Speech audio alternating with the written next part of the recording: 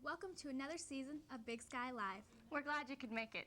I'm Allison Jobin-Forbes. And I'm Amy McDonald. To start off the year, we'd like to tell you how our show is being produced.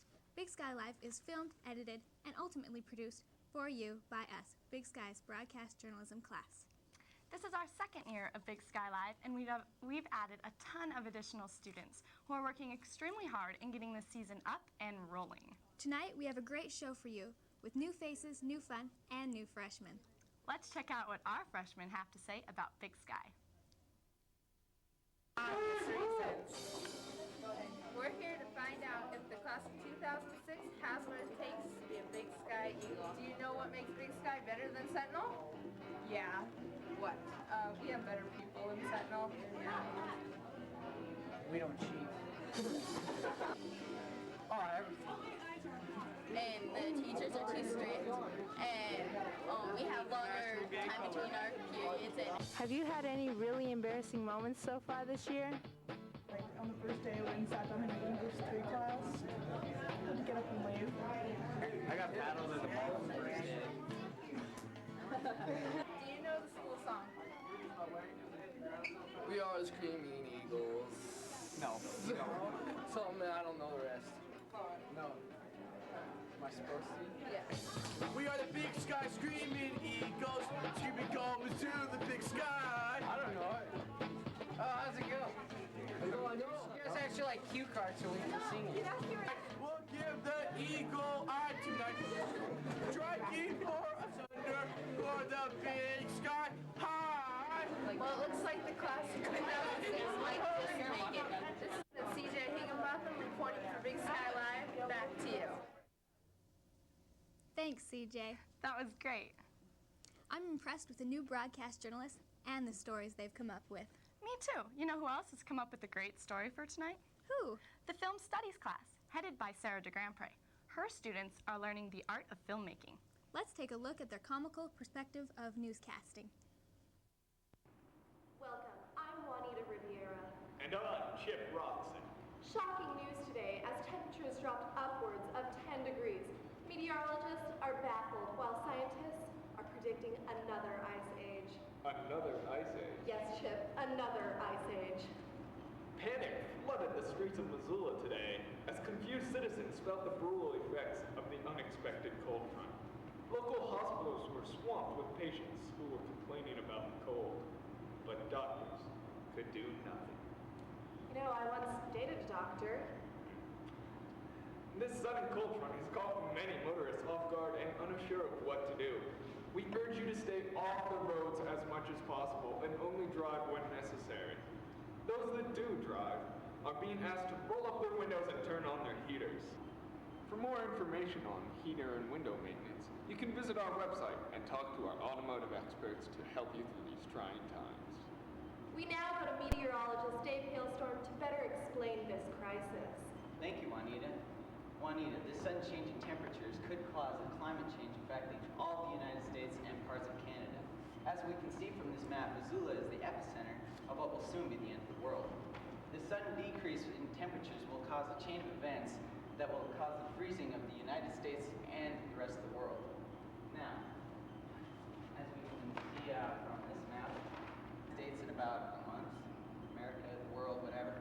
As you can see from it, it's taken on a more round shape as all the oceans are frozen. At this time is when our population will begin to decrease. The first steps will be because of illness, then it will move on to starvation, and finally, a large glacier will make a figure 8 around America, killing any of the survivors. Is it possible that in our moment of weakness, that penguins could survive and even fly? Penguins have always been capable of flight. They've just been waiting for the right moment.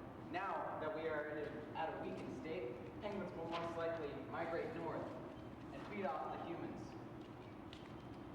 Those who are not eaten will become their slaves. So, remember, overcast today with a slight possibility of rain, and a month from now, a 80% chance of penguin forced enslavement.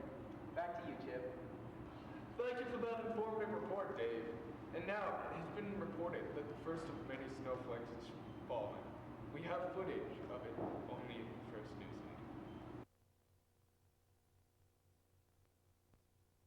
Live to the streets with Rosanna Jones, and she's talking to the citizens of Missoula. Rita, can you hear me? Yes, Rosanna, you're coming in clearly. Juanita, I don't think you can hear me, but I'm going ahead anyway. I'm here with local citizen Evian Idiot. That's Dio. You don't pronounce the I or the T. Right, sorry. And Audrey McKinnon. Now, girls, can you tell me how this pending epidemic has affected you? Huh? The cold weather, how's it making you feel? Well, like, oh my God, I woke up this morning and left my house, and I walked outside, and I was totally like, oh my God, it's cold. And I don't have any outfits to go with the gray skies, and I was totally like, oh my God. Oh my gosh, I totally know what you mean. Because, like, today I went to cheerleading practice. I was like, give me an O, give me an A, give me a G. And, like, I can't spell, but you know what I mean. And my coach was like, practice has been canceled. And I was like, canceled? It can't be canceled. Okay, that's about enough of that. Back to you, Juanita. Thank you, Rosanna. If you're just joining us now, we've just caught footage of the first snowflake of all storms that will end all storms. Here's the footage now. Now back to you, Rosanna. Excuse me, sir. Would you care to comment on this pending epidemic? What epidemic? The snow, the penguins. Look around, man, it's the end of the world. It's snowing. It happens every year. See, look at this. Look what I'm doing. What are you doing? Go away. Oh, I'm sick of this. People are just going mad. I don't even know what's going on. Yeah. Okay, back to you, Juanita. Thank you for that informative report, Rosanna. Shocking. That's all we have to do right now. We'll keep you updated as soon as we know more. We leave you with the footage of the first snowflake. Thanks for tuning in.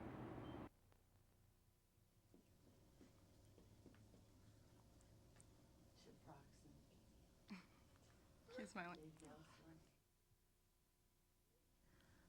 Okay, it's a film studies class, not a journalism class. But who knows, one of those students might just become the next Joe Valley.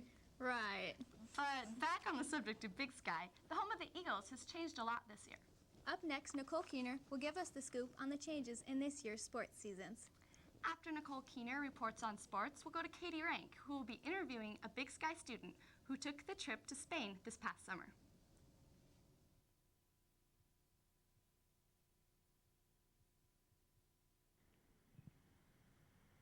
Facing a lawsuit, the Montana High School Association moved the girls' volleyball and co-ed golf seasons. The switch will align Montana with 46 other states. Coaches, players, and their parents believe this change will give more college scholarship opportunities. Many students around Big Sky had no idea why this change was made. Some students thought it was a good change, and others disagreed with it. We went to Assistant Principal Brian Fortman to find out why the change was made and what little secrets students don't know. Could you tell us something about the season switch in Montana concerning girls volleyball and girls basketball? Who wanted the switch, and did it prompt change in high school sports? Well, I think mostly it was a toss-up between the coaches, the schools, the principals on who wanted the switch or not. I would say the basketball coaches, for the most part, did not want the switch. The volleyball coaches did want the switch. And Montana was one of 4 states that had their seasons out of alignment from the NCAA. So I guess that's basically that in a nutshell about who wanted switches. Since the switch, fall sports now include football, cross-country, soccer, golf, and girls volleyball. All these sports were affected one way or another, whether it was by how many people wanted to join to what scholarship students are now eligible for. We went to head coach Mark Wright to see how the switch was treating his How team. did the season affect how many people turned out for volleyball this year? Well, I think the season change has really helped. We've had a great turnout from the student body. It's been the best fan support I've ever seen. I think also being a fall sport, besides that, the rally scoring has really helped make a more exciting match. We have a lot of great seniors this year on the team, and I think that having a winning season has helped too. So all three of those combined has made a really nice season. Did all these changes involving the law and scholarships affect the other sport that was forced to switch seasons? Golf was once in the spring, but is also now in the fall.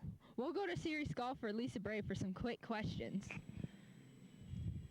How was your golf season this year since the seasons were changed? It was all right. It was a little different playing in nice weather opposed to the cold in the spring, but nothing really changed. As you can see, everybody from the vice principal to team players were affected by this drastic change. Like all change, it sometimes has been tough, but everyone seems to be adjusting well. We might even see some new scholarships. This is Nicole Keener signing off. Back to you, Allison and Amy.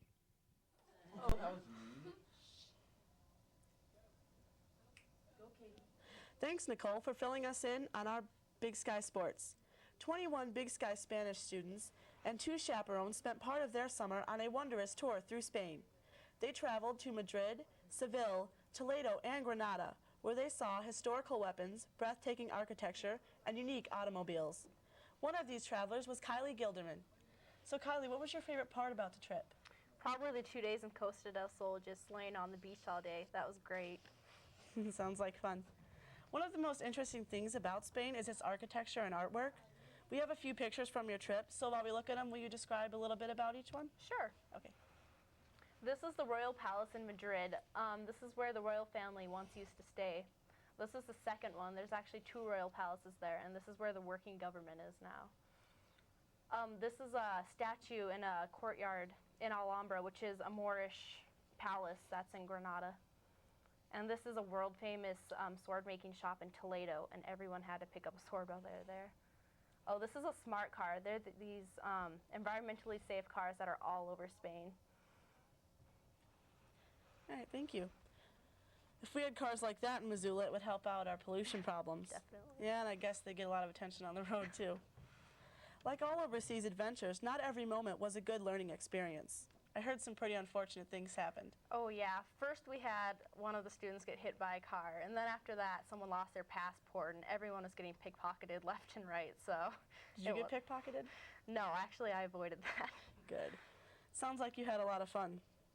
It'd be wonderful if everyone in the world had the opportunity to experience different cultures.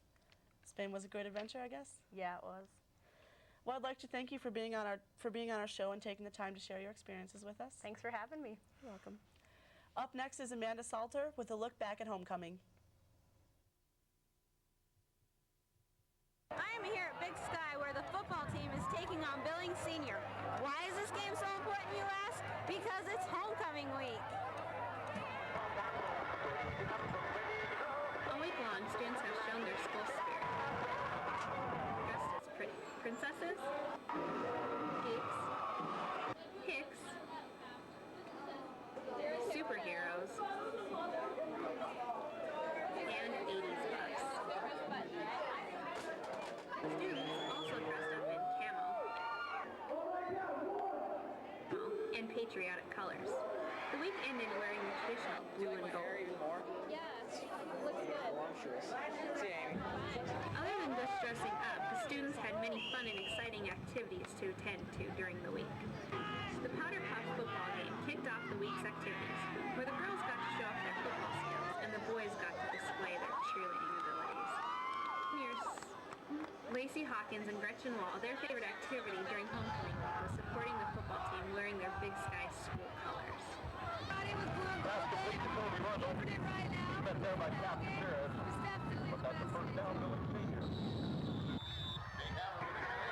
has been Amanda Salter reporting for Big Sky Live on homecoming. Thanks, Amanda. Big Sky sure has a lot of spirit this year. I know, it's unbelievable. It's great to see how supportive our Eagle fans are this year. You know, it would be nice if school spirit would carry on to support some other areas of the school, like intramurals and student government. I agree. Let's hear what staff reporter Shelby Jerish has on this topic. Hi, my name is Shelby Jerish. I have spent a lot of time talking to Big Sky students and staff and have found out many things about clubs here at Big Sky. Today we are going to take a look into the different clubs. Both meet at lunch for very different reasons. Every lunch hour, students at Big Sky gather in the gym to play pickup games of basketball. Everywhere you look, you'll see blurs of bodies flying up and down the court.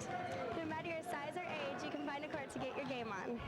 You get beat up on your friends, you know you're not really supposed to, but have rough games and you have fun while you're doing it. Some students spend their lunch playing basketball with their friends, while others spend their time trying to make our school a better place. One of these clubs is Big Sky Student Government. Every Tuesday, 50 Big Sky students and staff elected from each class come together to work for our school and make it more enjoyable. They plan events for us and attempt to improve the Big Sky community.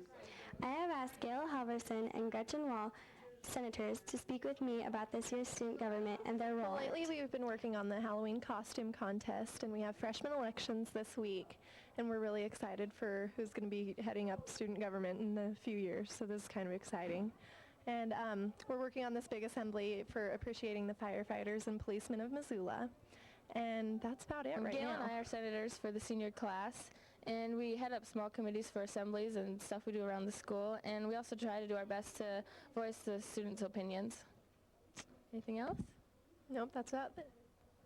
During lunch, leaders from our school meet to discuss future events, such as assemblies, dances, and fundraisers. Whether it's a heated debate or a calm discussion, Big Sky's future leaders figure out what's best for our school. This has been Shelby Jerish for Big Sky Live. Back to you, Amy and Allison.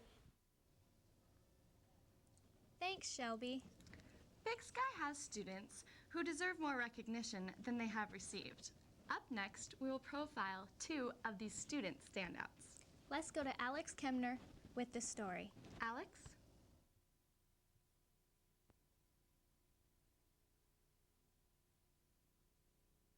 Today we are featuring 2 amazing students at Big Sky High School, Megan Sherman and Jeff Faulkner. Many teachers and classmates have chosen these students as school standouts. Megan and Jeff have raised standards for themselves and others. Their interests and abilities are amazingly similar. They both attend jazz band, advanced band, pre-calculus, speech and debate, and both share a strong interest in writing. Megan, what is your view on standouts in high schools? Why should they be acknowledged? I think they're an important aspect because they're people that they don't care about just getting through school, just scraping through with good enough grades to graduate. They're people that really care about doing well and getting good grades and going on to a good college. How do you consider yourself a role model at Big Sky High School? I don't think I'm really a role model. I mean, I don't go out of my way to impress other people or like try and get people to do what I do, but I guess I could be a role model that there might be people that follow my example. Megan, what is your main influence and where does your motivation to do well in school come from? I get a lot of influence from all sorts of different people, my parents, my friends, all my family. And my motivation, a lot of it comes from just wanting to do good, like self-motivation, and I also have a brother that graduated with really good grades, and it's a lot of like sibling rivalry just to be as good as him or better. Megan, what is your advice to students who may think being smart is nerdy or not cool? Well, you might think it's nerdy, but getting good grades is what gets you into a better college, and the better college you go to and the better education you get, the more money you can make and the earlier you can retire and live an easier life. Do you have any advice for others on accomplishing their goals?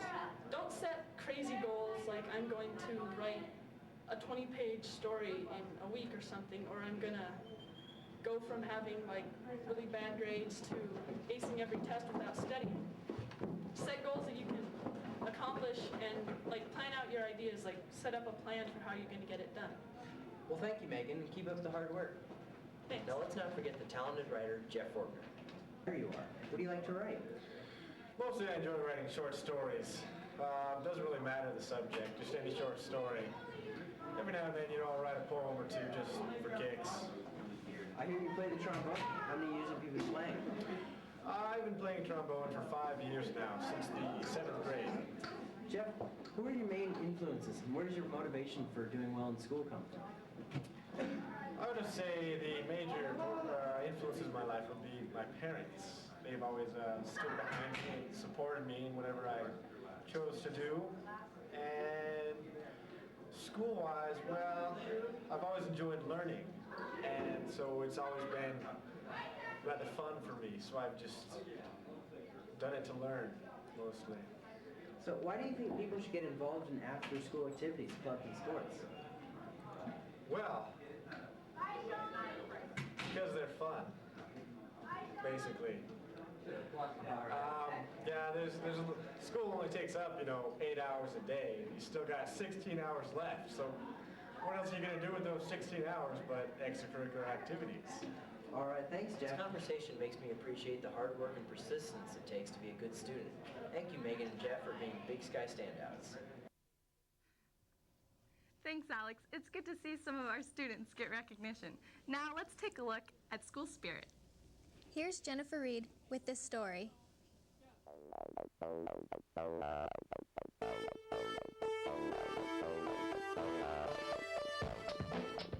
Hi, I'm Jen Reed, and here's the lowdown on school spirit.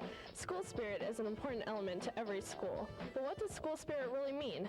Webster's tells us that spirit means a force within a human being, or in this case, a school. Spirit is thought to give the body life, energy, and power. We asked students and teachers for another take on the phrase. Now we're going to interview Amber Mackey, a senior at Big Sky, on her thoughts with Spirit Week. How do you show your school spirit? Okay, I show my school spirit by going to games, all games, even the soccer games, which are really boring, but we are going to state, and staying safe, going to school. Okay. I think school spirit, personally, is both going to the sports, even if you're not participating in them, and doing well in academics, so you can keep going to the sports. We show our school spirit by going to games and wearing our school colors. What's your favorite game cheer? It's got to be the Tootsie Roll or Strawberry Shortcake. I think my favorite cheer for the games are the volleyball one, which is go, go, fight, fight. We love Coach Wright. He doesn't hear it all the time, but it's good. Our favorite game cheer is the Funky Chicken. And what does school spirit really mean to you? It means just supporting everybody, even academics and sports, naturally. All right, thanks, Amber. While school spirit does include dressing up, cheering, mascots, and school colors, it's not all about athletics. School spirit is having pride in our school and, more importantly, a way to bring all of our Eagles together. Spirit, indeed, in definition, gives us power, but it also gives us unity. Kids from all different groups get together, not because they're best friends, but just because they're Eagles. At the Powder Puff Game, Bonfire, Blue and Gold Days, and even in their classes, Big Sky students break barriers and show that unity. The best part is, while homecoming is only a week long, school spirit stays the whole year. Thanks, Jennifer. Hey, Amy, tomorrow's Halloween. I just can't wait to go trick-or-treating. Aren't you a little old to be trick-or-treating? No, Key Club members are doing it too. Yeah, but they're going for canned goods. Who would go trick-or-treating for canned soup instead of Snickers and Twizzlers? I don't know, but maybe Kirsten Dale can tell us more.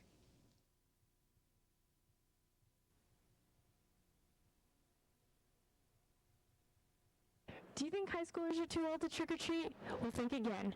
We love to dress up, and this year we have a reason to. High schoolers all over the city will be going out this year.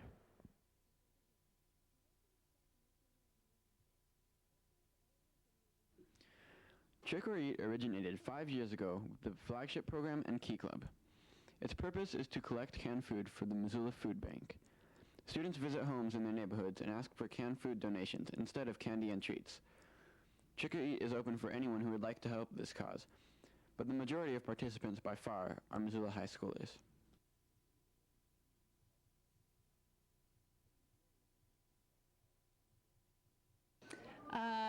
At Big Sky Flagship, we had 35 people participate last year, and then combined all 3 schools, Hellgate, Willard, Sentinel, or 4 schools, Hellgate, Willard, Sentinel, and Big Sky, we raised 7,000 pounds worth of food.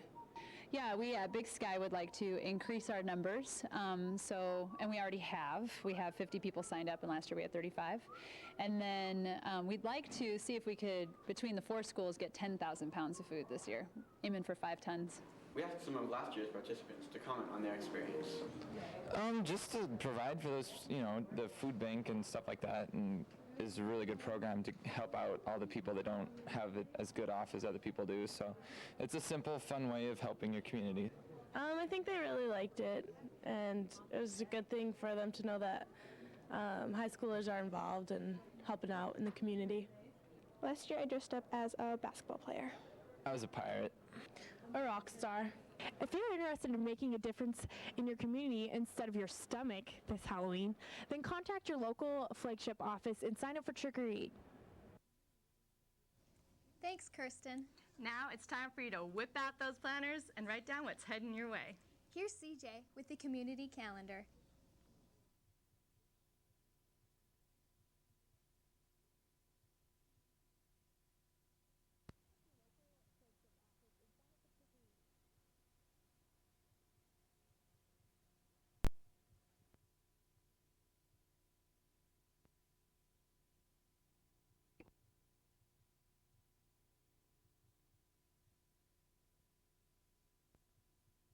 This winter, tons of activities have been planned for you to check out, from drama productions to aerobic kickboxing classes. Your schedule is completely packed as of now. Let's start by finishing off the fall season sports. Lady Eagles vs. Butte on November 2nd. It's a home game, Big Sky fans, so get out there and show some spirit. Winter sports begin on November 18th. The competition includes boys and girls basketball, swimming, and wrestling. The Big Sky girls will play their first home game on December 5th against Helena High at 7:30. On the 7th, the boys team will defeat CMR at 7:30 on Eagle territory. And tomorrow at lunch in room 92 will be a meeting for everyone interested in swimming. The first swim meet is the 7th of December at noon. It's the Flathead Invitational. Big Sky wrestlers will leave for Butte on their first meet of the season, taking place also on December 7th. They will compete against Butte, Helena, and Capital. Flagship is offering the following for you and your friends to get involved. Aerobic kickboxing starts on November 12th in the weight room.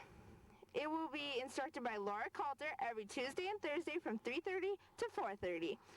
If you enjoy singing and would like to have instruction plus lots of fun, Kim McKelvey will be giving voice lessons all through the month of November.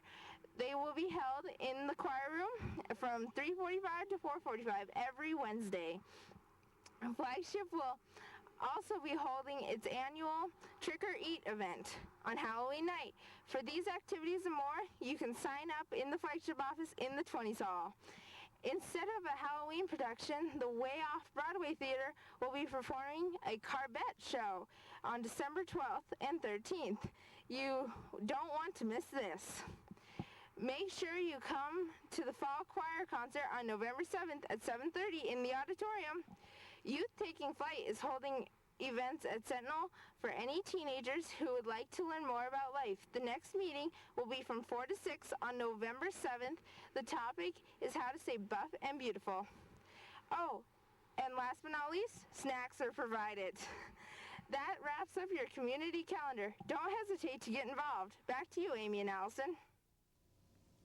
Thanks. Well, times are running out. We hope you won't miss us next time. The next show will be in early December. And you can send fan mail to Big Sky Live at Big Sky High. What's that you say? I said Big Sky Live at Big Sky High. All right. And we'd also like to remind you that MCAT is having an open house Friday night from 4 to 8. Thanks for watching. Oh God, I don't know what to say. I always forget. School spirit is an important element to every school, but what does school spirit